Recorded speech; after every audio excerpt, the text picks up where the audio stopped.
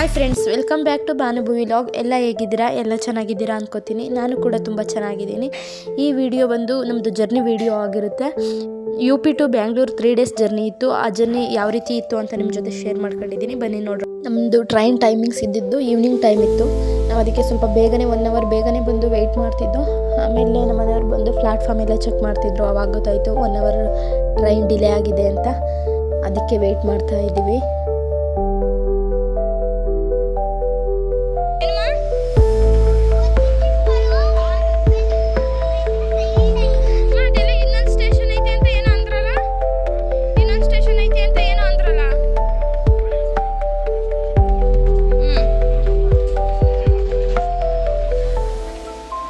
ನೋಡಿ ಫ್ರೆಂಡ್ಸ್, ನಮ್ಮ ಲಗೇಜ್ ಎಷ್ಟಿದೆ.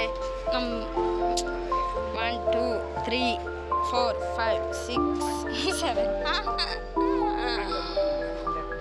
ತುಂಬ ಲಗೇಜ್. ಯಾವಾಗಲೂ ಹಿಂಗೆ ಇರುತ್ತೆ. ಎಷ್ಟು ಕಡಿಮೆ ಮಾಡೋಣ ಅಂದರೂ ಕೂಡ ಕಡಿಮೆ ಆಗಲ್ಲ. ಏನು ಮಾಡೋದು ಗೊತ್ತಿಲ್ಲ.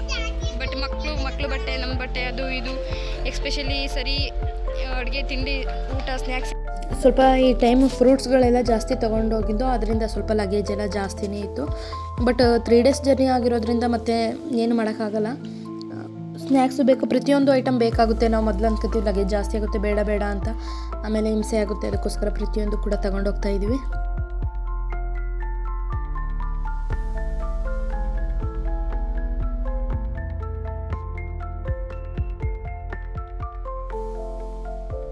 ಟ್ರೈನ್ 1 ಅವರ್ ಡಿಲೇ ಆಗಿರೋದ್ರಿಂದ ಮಕ್ಕಳಿಗೂ ಕೂಡ ಬೋರ್ ಆಗ್ತಾ ಇತ್ತು.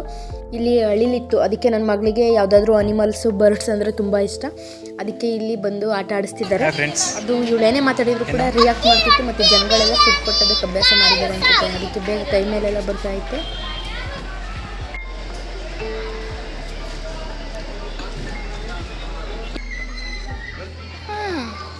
ಅಪ್ಪ ದೇವಾ.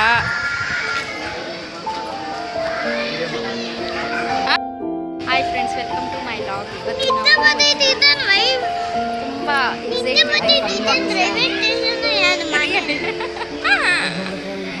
ಖುಷಿ ಆಗ್ತಿದೆ. ಟ್ರೈನ್ 10 ಗಂಟೆ ಅಷ್ಟರ ಮಟ್ಟಿಗೆ ಹತ್ತೀನಿ ಅನಿಸ್ತಾ ಇರುತ್ತೆ. ಇವಳು ಮನೆಯಿಂದ ಸುಮ್ಮನೆ ಇರ್ತಾಳೆ. ಬಂದ ತಕ್ಷಣ ನಿದ್ದೆ ಬರ್ತೈತೆ, ಹೊಟ್ಟೆ ಹಸಿತೈತೆ, ವಾಶ್ರೂಮ್ ಬರ್ತೈತೆ. ಎಲ್ಲನೂ ಮಾಡಿಸಿದ್ರು ಕೂಡ ಮತ್ತೊಂದು ಹುಡುಕ್ತಾಳೆ. ನಿದ್ದೆ ಬರ್ತೈತೆ. ಹಾಂ ನೋಡಿ, ನಿದ್ದೆ, ಹೊಟ್ಟೆ ಎಲ್ಲ ಹಸಿತೈತೆ. ಯಾರ ಮನೇಲಾದರೂ ಬಿಸಿ ರಾಗಿ ಮುದ್ದೆ ಮತ್ತು ಸೊಪ್ಪಿನ ಸಾರು ಮಾಡಿದರೆ ನನ್ನ ಮಗಳಿಗೆ ಕೊಟ್ಬಿಟ್ಟು ಊಟ ಮಾಡ್ತಾಳೆ. ಏನು ಬೇಕು ಬಂದಿದ್ರೆ ಬಿರಿಯಾನಿ, ಮುದ್ದೆಗಿದ್ದೆ ಬೇಡ, ಬಿರಿಯಾನಿ ಕೊಟ್ಬಿಟ್ಟು ಹೊಟ್ಟೆ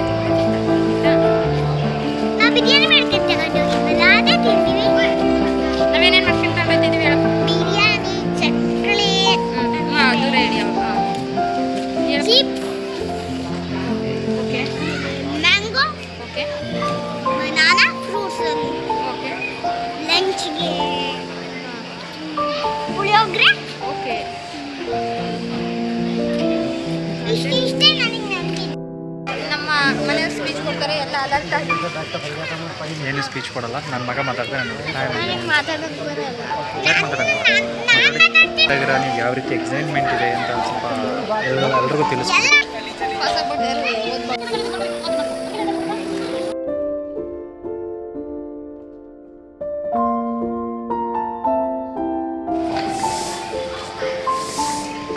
ರೈಲ್ವೆ ಸ್ಟೇಷನಲ್ಲಿ ನಡೀತಾ ಇದೆ. ಕೊಟ್ಟಿದ್ದೀನಿ, ಅದನ್ನ ಪ್ರೆಸ್ ಮಾಡಿ ಆಗ ಇದು ಆರ್ಡರ್ ಬಂದ್ಬಿಡುತ್ತೆ ಮನೆಗೆ. ಏನಪ್ಪ? ಯಾವುದಪ್ಪ? ಅವಳ ಬ್ಯಾಗು. ಇದು ನನ್ನ ಬ್ಯಾಗ್. ಇನ್ನೊಂದು ಇದೆ.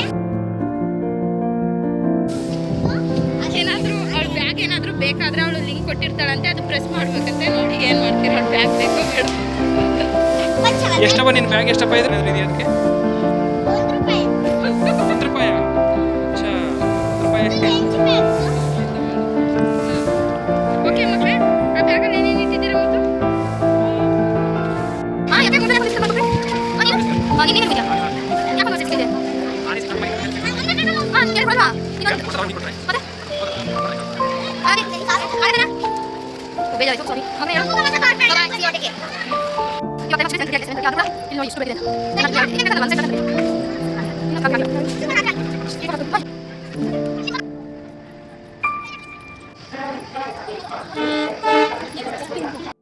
ಯಾವುದೋ ಒಂದು ಟ್ರೈನ್ ಬಂತು, ನಮ್ಮ ಟ್ರೈನಾ ಅಂತ ನೋಡ್ತಿದ್ದೋ, ಬಟ್ ಅದು ಯಾವುದೋ ಲೋಕಲ್ ಬೇರೆ ಟ್ರೈನ್ ಆಗಿದೆ. ನನ್ನ ಮಕ್ಕಳು ಯಾವುದೇ ಟ್ರೈನ್ ಬಂತು ಅಂದರು, ಮಮ್ಮಿ ನಮ್ಮ ಟ್ರೈನ ಬೇಗ ಹೋಗೋಣ ಅಂತ ಅಂತಿದ್ರು. ಇಲ್ಲಿ ನೋಡಿ ಜನಗಳು ಎಷ್ಟು ಜನ ಇದ್ದಾರೆ ಪಾಪ. ಎಷ್ಟೇ ರಶ್ ಆಗಿದ್ರು ಕೂಡ ಹೋಗಲೇಬೇಕಾಗುತ್ತೆ. ಬಟ್ ಸಿಚುವೇಶನ್ ಆ ರೀತಿ ಇರುತ್ತೆ, ಏನು ಮಾಡೋಕ್ಕಾಗಲ್ಲ. ಚಿಕ್ಕ ಮಕ್ಕಳೆಲ್ಲ ಇರ್ತಾರೆ, ಅದನ್ನೆಲ್ಲ ಎತ್ಕೊಂಡು ನಮ್ಮದೇ ಕಷ್ಟ ಅಂತೀವಿ, ನಮಗಿಂತಲೂ ತುಂಬ ಕಷ್ಟಪಡೋರು ಇರ್ತಾರೆ ಅಂತ ರೈಲ್ವೆ ಸ್ಟೇಷನಲ್ಲಿ ನೋಡಿದರೆ ಗೊತ್ತಾಗುತ್ತೆ. ಇನ್ನು ಚಿಕ್ಕ ಮಕ್ಳು ಇರ್ತಾರೆ, ಒಳಗಡೆ ಎಲ್ಲ ಬರ್ತಾರೆ ಪಾಪ. ಅವರು ವಾಟ್ರ್ ಬಾಟಲ್ ಮಾರೋದು, ಇದು ಮಾರೋದು, ಏನು ಮಾಡೋಕ್ಕಾಗಲ್ಲ. ಪರಿಸ್ಥಿತಿಗಳು ಆ ರೀತಿ ಇರುತ್ತೆ. ಹತ್ತತ್ರ 1 hour ವೆಯ್ಟ್ ಮಾಡಿದೋ ನಾವು. ಸ್ವಲ್ಪ ಅದೇ ಡಿಲೇ ಆಗಿತ್ತು ಅಂತ ಹೇಳಿದ್ನಲ್ಲ, ಅದರಿಂದ ಸ್ವಲ್ಪ ಏನು ಮಾಡೋಕ್ಕಾಗಲ್ಲ. ಒಂದೊಂದು ಟೈಮ್ ಆ ರೀತಿ ಟೈಮಸ್ ಚೇಂಜ್ ಆಗಿದ್ದಾನೆ ಇರುತ್ತೆ. ಊರಿಗೆ ಹೋಗ್ಬೇಕಾದ್ರೆ ಎಷ್ಟು ಎಕ್ಸೈಟ್ಮೆಂಟ್ ಇರುತ್ತೆ ಅಂತ ಅಂದರೆ, ಯಾವಾಗ ಟ್ರೈನ್ ಬರುತ್ತೋ, ಯಾವಾಗ ಹೊರತು, ಎಸ್ಪೆಷಲಿ ಕರ್ನಾಟಕ ಯಾವಾಗ ಸಿಗುತ್ತೋ ಅಂತ ವೆಯ್ಟ್ ಮಾಡ್ತಾ ಇರ್ತೀವಿ. ಮತ್ತೆ ವಾಪಸ್ ನಾವು ಆ ಜಾಗಕ್ಕೆ ಹೋಗ್ಬೇಕಾದ್ರೆ ಎಷ್ಟು ಎಕ್ಸೈಟ್ಮೆಂಟ್ ಇರೋಲ್ಲ. ನನಗೆ ಅಂತಲ್ಲ, ಎಲ್ಲರಿಗೂ ಆ್ಯಕ್ಚುಲಿ ಇದೇ ಫೀಲಿಂಗ್ಸ್ ಇರುತ್ತೆ. ಏನು ಮಾಡೋಕ್ಕಾಗಲ್ಲ, ಒಂದು ಕಡೆ ಬರಬೇಕು, ಒಂದು ಕಡೆ ಹೋಗ್ಬೇಕು ಅಂತ ಇರುತ್ತಲ್ಲ.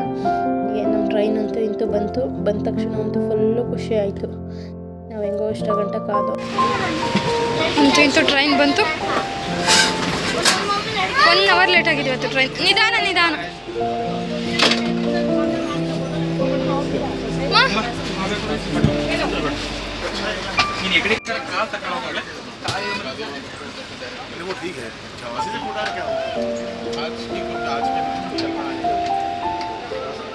ಬ್ಯಾಗ್ ಎಷ್ಟು ಕೌಂಟ್ ಮಾಡ್ದ?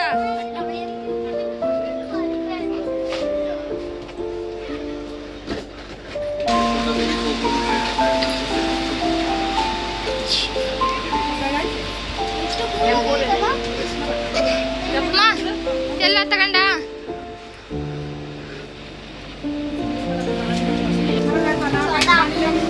ಅಮ್ಮ. ಎಷ್ಟು ನಿಮಿಷ ಸ್ಟಾಪ್ ಇತ್ತು ಆ್ಯಕ್ಚುಲಿ ಇಲ್ಲಿ? ಎಷ್ಟು ನಿಮಿಷ? 7 ನಿಮಿಷ. ಇಷ್ಟು ಬೇಗ ಇಲ್ಲ ಅಂತೂ ಟ್ರೈನ್ ಬಂತು. 1 hour ಲೇಟಾಗಿ ಟ್ರೈನ್ ಬಂತು. ನಾವು ಅಲ್ಲಿ ಓಡ್ಬೇಕು ಅಂತಿದ್ದೋ, ಸದ್ಯ ಇಲ್ಲಿ ಓಡಲಿಲ್ಲ. ಜಸ್ಟ್ ಒಂದು 5 minutes ಸ್ಟಾಪ್ ಇತ್ತು ಅಷ್ಟೇ. ಹಾಕೊಂಡ್ಬಿಟ್ರೆ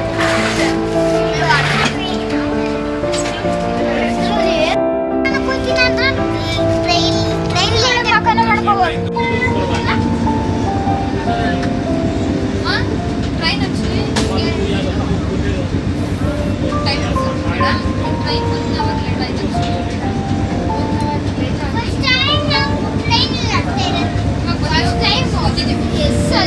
ಹೊಟ್ಟೆ ಹಸ್ತೈತೆ ಬಟ್ ನಾವು ಕೊಡ್ತಿಲ್ಲ. ಕರುಣೆ ಆಟ ಸ್ವಲ್ಪ ರಿಲ್ಯಾಕ್ಸ್ ಮಾಡ್ತಿದ್ದೀವಿ. ಸ್ವಲ್ಪ ರಿಲ್ಯಾಕ್ಸ್ ಆಗಿ ಊಟ ಸ್ವಲ್ಪ ಮಾಡೋಣ. ಟ್ರೈನ್ ತುಂಬ ಕ್ಲೀನಾಗಿ ಮೇಂಟೈನ್ ಮಾಡಿದ್ದಾರೆ.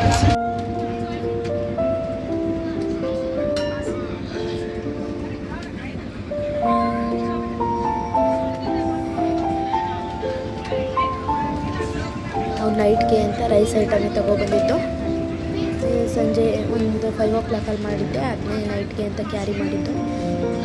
3 days ಇರೋದ್ರಿಂದ ರೈಸ್ ಜಾಸ್ತಿ ಕ್ಯಾರಿ ಮಾಡೋಕ್ಕಾಗಲ್ಲ. ಒಂದು ಟೈಮ್ ಮಾತ್ರ ರೈಸ್ ಕ್ಯಾರಿ ಮಾಡಿ, ಆಮೇಲೆ ರೊಟ್ಟಿ ಮತ್ತು ಚಪಾತಿ ಎಲ್ಲ ತೊಗೊಬಂದಿದ್ದೆ. ಚಿಕನ್ ಬಿರಿಯಾನಿ ಮತ್ತು ಚಿಕನ್ ಗ್ರೇವಿ ಮಾಡ್ಕೊಬಂದಿದ್ದೆ. ನನ್ನ ಮಗಳಿಗೆ ಫೇವ್ರೇಟ್ ಆ್ಯಕ್ಚುಲಿ ಅದು. ಅವ್ನು ಬೇರೆ ಫುಡ್ ಏನೇ ಕೊಟ್ಟರು ಕೂಡ ಅಷ್ಟು ಇದು ಮಾಡಲ್ಲ. ಎಸ್ಪೆಷಲಿ ಅವನು ಜರ್ನಿ ಮಾಡ್ಬೇಕಾದ್ರೆ ಗ್ರೇವಿ ಚಿಕನ್ ಬಿರಿಯಾನಿ ಅಂತೂ ತುಂಬ ಇಷ್ಟಪಡ್ತಾನೆ. ಅದನ್ನೇ ಮಾಡ್ಕೊಬಂದಿದ್ದೆ.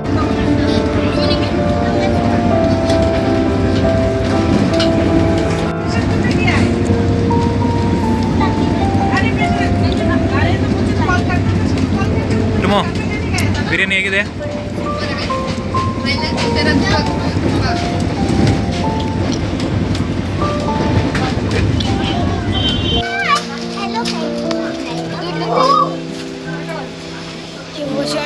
ಊಟ ಎಲ್ಲ ಆಯಿತು. ಮಕ್ಕಳದ್ದು ಕೂಡ ಊಟ ಆಯಿತು. ಬೇಗನೆ ಊಟ ಮಾಡಿ ಮಲಗೋಣ ಅಂತ ಮಲಗ್ತಿದ್ದೀನಿ. ನೆನ್ನೆ ನಮಗೆ 2 days ಕೆಲಸ ತುಂಬಾ ಆಗಿತ್ತು. ನಾವು ಮನೆಯೆಲ್ಲ ಫುಲ್ಲೆಲ್ಲ ಕ್ಲೀನ್ ಮಾಡಿ ಎಲ್ಲ ಇಟ್ಟು ಬರೋದ್ರಿಂದ ತುಂಬ ಕೆಲಸ ಇರುತ್ತೆ. ಫುಲ್ಲು ಟಯರ್ಡ್ ಆದಂಗೆ ಆಗಿತ್ತು ಬೆಳಗ್ಗೆಯಿಂದ ಕೆಲಸ ಅದು ಇದು. ಅದಕ್ಕೋಸ್ಕರ ಬೇಗ ಮಲಗ್ತಿದ್ದೀನಿ. ನನ್ನ ಮಗಳು ಮೇಲೆ ಅಣ್ಣನ ಜೊತೆ ಆಟಾಡ್ತೀನಿ ಅಂತ ಆಟಾಡ್ತಿದ್ದಾಳೆ.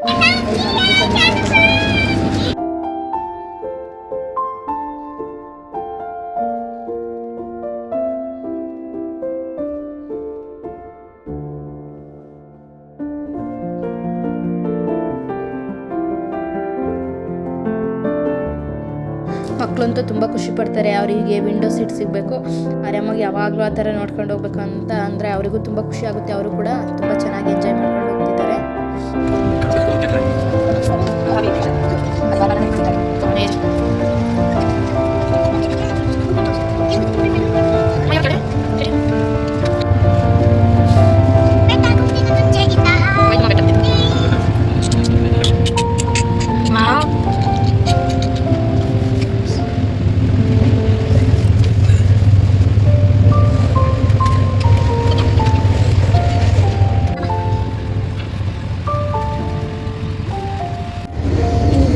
ಬೆಳಗ್ಗೆ ವಿಡಿಯೋ ಆಗಿರುತ್ತೆ. ಬೆಳಗ್ಗೆ ಹಂಗೆ ನನ್ನ ಮಗ ವಿಡಿಯೋ ಮಾಡಿದ್ದಾನೆ. ಪಕ್ಕದ ಟ್ರೈನಲ್ಲಿ ಫ್ಲೈಟ್ ಎದ್ದ ತಕ್ಷಣ ಫ್ರೆಶ್ ಅಪ್ ಆಗಿ, ಇದು ನನ್ನ ಮಗ ಬೆಳಗ್ಗೆ ಎದ್ದು ಮಾಡಿರೋಂಥ ವಿಡಿಯೋ. ಬೆಳಗ್ಗೆ ಎದ್ದು ಸ್ವಲ್ಪ ಕಾಫಿ ಟೀ ತಗೊಳ್ಳೋಣ ಅಂತ ನೋಡಿದೆ. ಅದು ಸ್ವಲ್ಪ ಲೇಟಾಗಿದ್ದರಿಂದ ಯಾರು ಕೂಡ ಸಿಗಲಿಲ್ಲ. ಕಾಫಿ ಟೀ ತೊಗೊಳೋದಕ್ಕೆ ಯಾರೂ ಬರಲಿಲ್ಲ ಮಾರೋದಕ್ಕೆ ಅಂತ. ನಮ್ಮ ಮನೆಯವರು ಕೂಡ ಎದ್ದು ಬಂದಿದ್ದಾರೆ. ಸ್ವಲ್ಪ ಅವರು ಕೂಡ ಲೇಟಾಗಿ ಸ್ವಲ್ಪ ಸ್ನ್ಯಾಕ್ಸ್ ಎಲ್ಲ ತಿಂತಿದ್ದೋ ಎಲ್ಲ ಕೂತ್ಕೊಂಡು. ನಾ ಟ್ರೈನಿಗೆ ಹತ್ತಿಸಿ ಕಳಿಸ್ಬೇಕೀಗ. ಇದು ಲೋಕಲ್ ಟ್ರೈನ್ ಅಂತಾರೆ ಪಾಪ. ಹಳೆ ವಿಡಿಯೋ ನಾನು ಇವಾಗ ಹಾಕ್ಬಿಟ್ಟು ಈಗ ಎಡಿಟಿಂಗ್ ಮಾಡೋಕ್ಕೆ ಸ್ಟಾರ್ಟ್ ಮಾಡಿ ಹಳೆವನ್ನ ಈ ಟ್ರೈನಲ್ಲಿ ಹೊಸದಾಗಿ ಆ್ಯಡ್ ಮಾಡ್ತೀನಿ. ಅದರಲ್ಲಿ ನೀಟೇನೋ ಸ್ಟೈಲಾಗಿ ನಡ್ಕೊಂಡು ಹೋಗಿರುತ್ತೆ. ಅಮ್ಮ ಹೇರ್ ಸ್ಟೈಲ್ ಸರಿ ಮಾಡ್ಕೊಳಮ್ಮ.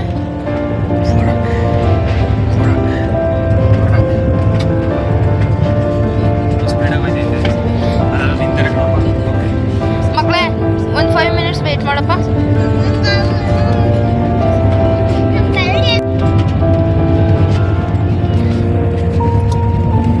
ಮಗನೇ ಫೇಸ್ ಏನಂದಿಲ್ಲ, ಹಂಗೆ ಫೇಸ್ ವಾಶ್ ಮಾಡಿದ್ಯಾ? ಸಿನಿಮಾ ನೋಡಕ್ ಹೋಗ್ತಾ ಇದೀವಿ ಟ್ರೈನ್ ಹತ್ರ. ತುಂಬಾ ದೂರ ಅಂತೆ. ಆಕ್ಚುಲಿ ಟ್ರೈನಲ್ಲಿ ಹೋಗ್ಬೇಕು, ಅದಕ್ಕೆ ನಾವು ಹೋಗ್ತಾ ಇದೀವಿ. ಸಾರಿ ಊರಿಗೆ ಹೋಗ್ತಾ ಇದ್ದೀವಿ. ಪೂರ್ವ ಸಿನಿಮಾ ನೋಡಿ ಊರಿಗೆ ಹೋಗ್ತಾ ಇದ್ದೀವಿ. ನನ್ನ ಮಗಳಿಗೊಬ್ಳು ಟ್ರೈನಲ್ಲಿ ಫ್ರೆಂಡ್ ಸಿಕ್ಕಿದ್ದಾಳೆ. ಯಾವ ಜಾಗಕ್ಕೆ ಹೋಗಲಿ ಎಲ್ಲೇ ಹೋಗಲಿ ಬೇಗ ಅಡ್ಜಸ್ಟ್ ಆಯ್ತಾಳೆ. ಯಾರನ್ನಾದರೂ ಬೇಗ ಹಚ್ಕೊಂತಾಳೆ. ಅವರು ಕೂಡ ನಾವು ಬಂದ್ವಲ್ಲ ಅದೇ ಪ್ಲೇಸಿಂದ ಹತ್ತಿದ್ರಂತೆ. ಅವ್ರ ಸ್ಟಾಪ್ ಬರೋ ತನಕನೂ ಅವಳ ಜೊತೆ ಚೆನ್ನಾಗಿ ಆಟ ಆಡ್ಕೊಂಡಿದ್ಲು ನನ್ನ ಮಗಳು. ಆ ಪಾಪನೂ ಅಷ್ಟೇ ತುಂಬ ಚೆನ್ನಾಗಿ ಮಾತಾಡ್ತಾ ಇತ್ತು. ಇಲ್ಲಿ ಪಕ್ಕ ಶೀಟ್ ಅವ್ರ ಜೊತೆ ಚೆನ್ನಾಗಿ ಮಾತಾಡ್ತಿದ್ದಾಳೆ. ಅವರು ಇವ್ರ ಮಾತು ಕೇಳಿ ನಗಾಡ್ತಿದ್ದಾರೆ. ಅವರಿಗೆ ನಮ್ಮೂರು ಆ ರೀತಿ ಇದೆ, ಈ ರೀತಿ ಇದೆ ಅಂತ ಊರ ಬಗ್ಗೆ ಎಲ್ಲ ಹೇಳ್ತಿದ್ದಾಳೆ. ಎಲ್ಲೇ ಆದರೂ ಅಷ್ಟೇ, ಅಮ್ಮ ಸುಮ್ಮನೆ ಇರು ಮಾತಾಡಬೇಡ ಅಂದರೆ ಕೇಳಲ್ಲ. ಮಮ್ಮಿ ಅವ್ರ ಜೊತೆ ಮಾತಾಡ್ತೀನಿ, ಇವ್ರ ಜೊತೆ ಮಾತಾಡ್ತೀನಿ ಅಂತ ಅವಳು ಮುಂಚೆಯಿಂದ ಚಿಕ್ಕದ್ರಿಂದನೂ ಹಾಗೇನೆ. ಸ್ವಲ್ಪ ಯಾರಾದರೂ ಪ್ರೀತಿಯಿಂದ ಮಾತಾಡ್ಸಿದ್ರೆ ಸಾಕು, ತುಂಬ ಕ್ಲೋಸ್, ಅವ್ರು ನಮ್ಮ ರಿಲೇಷನ್ ಏನೋ ನಮ್ಮ ಮನೆಯವರೇನೋ ಅನ್ನೋ ರೀತಿ ಅಡ್ಜಸ್ಟ್ ಆಯ್ತಾಳೆ. ಆ ರೀತಿ ನನ್ನ ಮಗಳು. ಮತ್ತು ಬೆಳಗ್ಗೆ ತಿಂಡಿ ತಿನ್ನೋಣ ಅಂತ ಅಕ್ಕಿ ರೊಟ್ಟಿ ತೊಗೊಬಂದಿದ್ನಲ್ಲ, ಅಕ್ಕಿ ರೊಟ್ಟಿ ಮತ್ತು ಕಾಯಿ ಚಟ್ನಿ ತೊಗೊಬಂದಿದ್ದೆ, ಅದು ತಿಂತಾ ಇದ್ದೀನಿ. ಮಕ್ಕಳಲ್ಲಿ ನನ್ನ ಮಗಳು ಸುಮ್ಮನೆ ಇರ್ತಿದ್ದಿಲ್ಲ. ಅದಕ್ಕೋಸ್ಕರ ಹೋಮ್ವರ್ಕ್ ಮಾಡಿಸೋಣ ಅಂತ, ಹೋಮ್ವರ್ಕ್ ಏನಲ್ಲ ನಾನೇ ಕೊಟ್ಟಿದ್ದೀನಿ, ಸ್ವಲ್ಪ ಮಾಡು ಮಗಳೇ ಅಂತ ಮಾಡ್ತಿದ್ದಾಳೆ.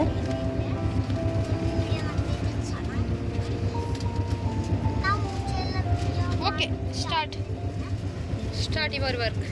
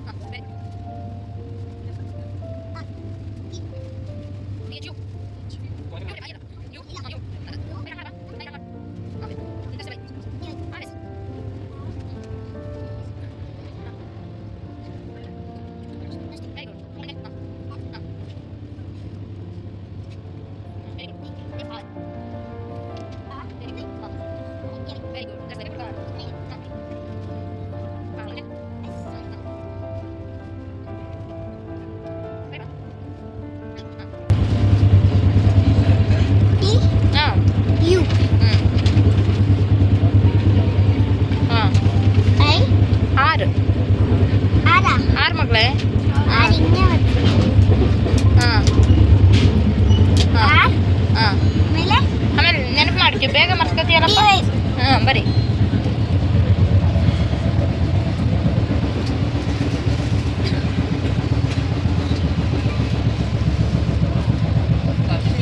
ಇಷ್ಟೇ ಬರೋದು. ವಾ ಇಷ್ಟೇ ಇರೋದು ಇನ್ನೇನು. ವಾ ಗುಡ್ ಗರ್ಲ್. ಅಮ್ಮ ಅಲ್ಲಿ ನೋಡಿ ಮಗಳು ಎಲ್ಲ ನೋಡು, ನಿನ್ಗಿಂತ ಚಿಕ್ಕವರೆಲ್ಲ ಅಲ್ಲಿ ನೋಡಿ ಎಂತ ಎಲ್ಲೆಲ್ಲ ಸ್ನಾನ ಮಾಡ್ತಾವ್ರೆ. ಅಲ್ಲಿ ನೋಡಿ ನೀರು ಹೋಯ್ತಿರೋದು ನೋಡು ಮಗಳ ಅಲ್ಲಿ.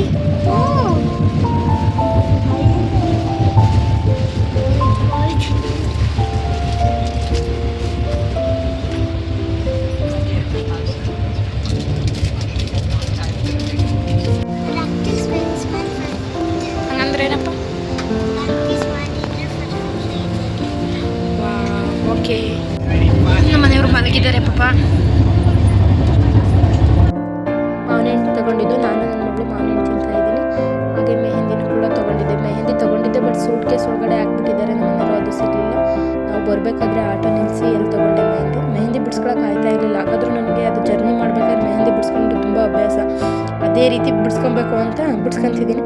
ಬಟ್ ಟ್ರೈನ್ ಸ್ವಲ್ಪ ಸ್ಪೀಡಾಗಿ ಹೋಯ್ತಾ ಇದರಿಂದ ಜಾಸ್ತಿ ಶೇಕ್ ಆಯ್ತಿತ್ತು, ಆದರೂ ಕೂಡ ಬಿಡ್ದಂಗೆ ಬಿಡಿಸ್ಕೊಂಡೆ. ತುಂಬ ಟೈಮೇ ತೊಗೊಂತು ಬಿಡಿಸೋದಕ್ಕೆ, ತುಂಬ ಕಷ್ಟಪಟ್ಟು ಬಿಡಿಸ್ಕೊಂಡೆ. ಬಟ್ ಅದು ಏನಾಯ್ತು ಅನ್ನೋದೇ ಗೊತ್ತಿಲ್ಲ. ಅದು ಆ್ಯಕ್ಚುಲಿ ಚೆನ್ನಾಗೇ ಹತ್ತಲಿಲ್ಲ. ಅದು ನನ್ನ ಮೆಹಂದಿ ಯಾವ ರೀತಿ ಇದೆ ಕಮೆಂಟ್ ಮಾಡಿ. ಹತ್ತಲೇ ಇಲ್ಲ ಅಷ್ಟು ಕಷ್ಟಪಟ್ಟು. ಕುಮಾರ್ ತೆಗ್ದಿಸ್.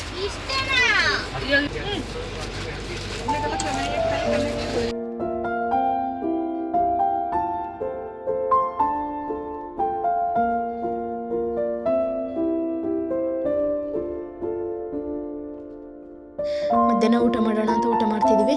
ಚಪಾತಿ, ಚಟ್ನಿ ಪುಡಿ, ಟೊಮೊಟೊ ಗೊಜ್ಜು ಮತ್ತು ನಮ್ಮ ಪಪ್ಪು ಕೊಡೋದಿನಾ? ನೋಡಿ ಕೃತಿನಿ ಅವಳೆಲ್ಲ ಅಷ್ಟು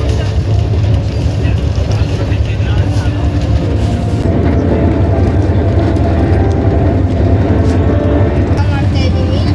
ಚಟ್ನಿ ಚಪಾತಿ, ಮೊಸರು, ಚಟ್ನಿ ಪುಡಿ. ನಾನು ತಿನ್ನೋದು ಕಾಣುತ್ತೆ, ನೋಡಿ ಮಾಡ್ತೀನಿ. ಇದು ಗೊತ್ತಿಲ್ಲ. ಓಕೆ, ಇದು ಮೊಸರು, ಉಪ್ಪಿನಕಾಯಿ, ಚಪಾತಿ. ಏನಪ್ಪ? ತುಂಬಾ ಚೆನ್ನಾಗಿದೆ. ಎಳ್ಳೆಲ್ಲ ಮರ್ತದ್ವ ತುಪ್ಪ. ದಯವಿಟ್ಟು ಕ್ಷಮಿಸಿ, ಟ್ರೈನ್ ಅಲ್ಲಾಡ್ತೈತೆ ಸರಿ. ಅಮ್ಮ ಬೇಕಾ ಅಂಜಿ? ಹೋಯ್ ತುಪ್ಪ ಬೇಕಾ? ಓಹೋ,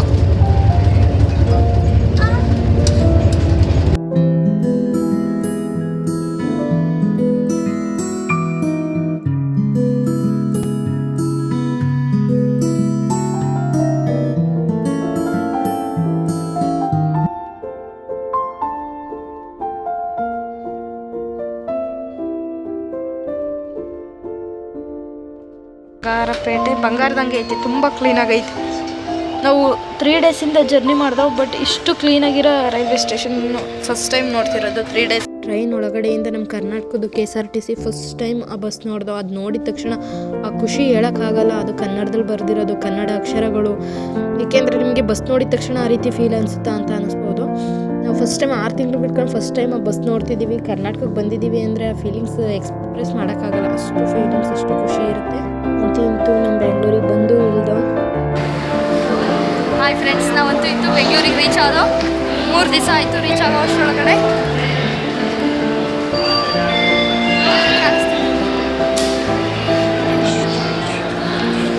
ಹೋಗೋಣ ಈಗ. ಲಗೇಜ್ ಎಲ್ಲ ತೊಗೊಂಡು ಹೊರಗಡೆ ಹೋಗೋಣ ಬಸ್ ಸ್ಟ್ಯಾಂಡ್ ಹತ್ರ ಅಂತ ರೈಲ್ವೆ ಸ್ಟೇಷನಿಂದ ಬರ್ತಾ ಇದ್ದೀವಿ.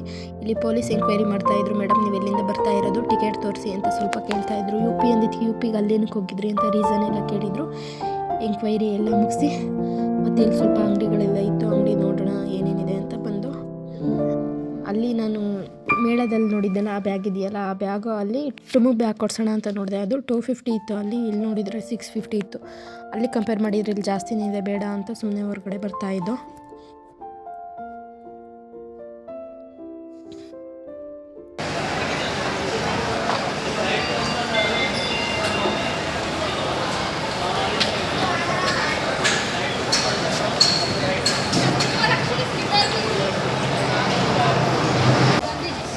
ಸ್ಟ್ಯಾಚ್ಯೂ ಇದೆ, ತುಂಬ ಚೆನ್ನಾಗಿದೆ.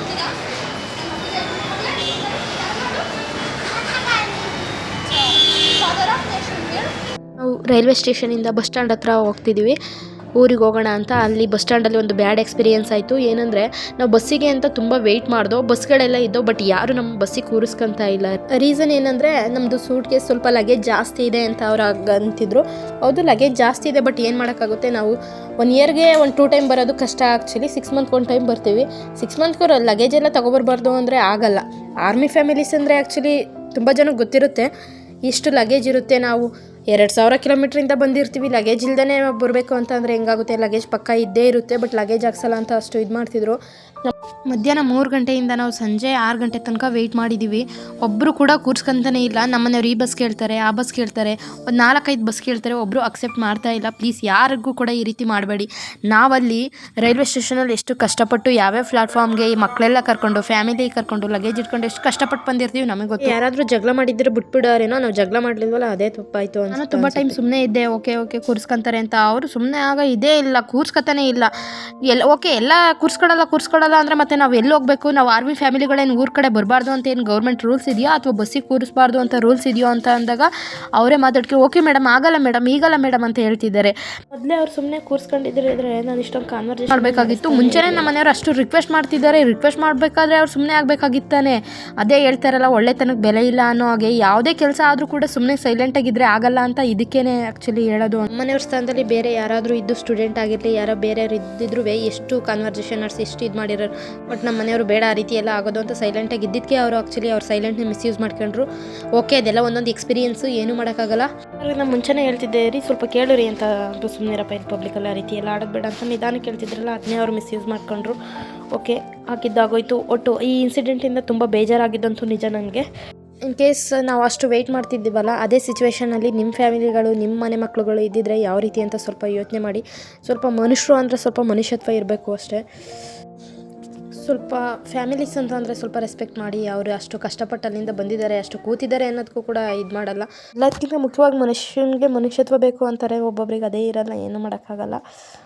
ಓಕೆ, ಅಂತೂ ನಾನು ಸ್ವಲ್ಪ ಜಗಳ ಆಡಾದ್ಮೇಲೆ ಅವ್ರು ಕರ್ಕೊಬಂದರು. ಓಕೆ, ಅಂತೂ ಬಸ್ ಹತ್ತಿ ಕೂತಿದ್ದೀವಿ ಚಂದ್ರಾಯಪಟ್ಟಣಕ್ಕೆ.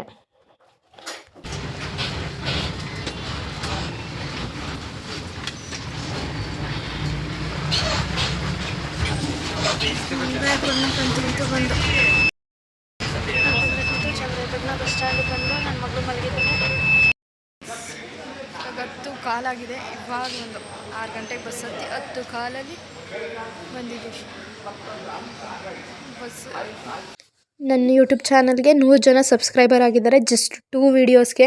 ನಿಜವಾಗ್ಲೂ ಅಂದ್ಕೊಂಡಿರಲಿಲ್ಲ ಇಷ್ಟು ಜನ ವಿಡಿಯೋ ನೋಡಿದ್ದೀರಾ. 100 ಜನನೇ, ಅದು ಕಡಿಮೆನೇ ಆಗಿರ್ಬೋದು, ಅದು ನನಗೆ ತುಂಬ ದೊಡ್ಡ ಲೆಕ್ಕನೇ ಆ್ಯಕ್ಚುಲಿ. 2 ವೀಡಿಯೋಗೆ 100 ಜನ ಸಬ್ಸ್ಕ್ರೈಬರ್ ಆಗಿದ್ದೀರಾ, ಅಷ್ಟು ಜನ ನೋಡಿದ್ದೀರಾ ನನ್ನ ವೀಡಿಯೋನ. ಯಾರ್ಯಾರು ನಿಮ್ಮ ಟೈಮ್ ಕೊಟ್ಟು ವೀಡಿಯೋ ನೋಡಿದ್ದೀರಾ, ನನಗೆ ಸಬ್ಸ್ಕ್ರೈಬ್ ಮಾಡಿದ್ದೀರಾ, ತುಂಬಾ ಥ್ಯಾಂಕ್ ಯು. ನಿಮ್ಮ ಸಪೋರ್ಟ್ ಇದೇ ರೀತಿ ಇರಲಿ. ಯಾರ್ಯಾರು ಸಬ್ಸ್ಕ್ರೈಬ್ ಮಾಡಿದ್ದೀರಾ ಅವರಿಗೆಲ್ಲ thank you so much. Okay, bye. See you, take care. Love you so much. Super, bye.